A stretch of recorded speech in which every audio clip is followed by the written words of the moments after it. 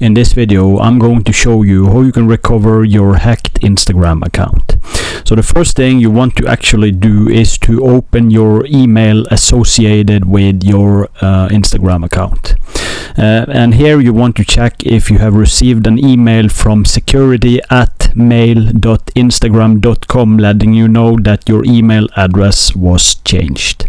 If that is the case, there should be a button inside that email which says secure my account, and if you have that option, you want to click that button and you want to follow the instructions. Next thing you want to do is to open your Instagram app, and here you want to tap forgotten password.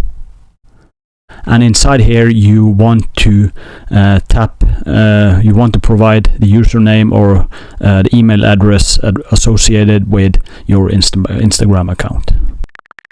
And then you want to tap continue. You should now get an email with a login link from Instagram where you are able to change your password. If none of the above steps is working, I have a last thing you want to try out. You want to open your browser, and then you want to type in instagram.com/hacked.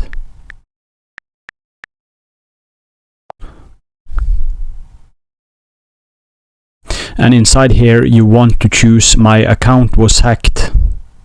And then you want to tap next, and then you want to follow the on-screen instructions.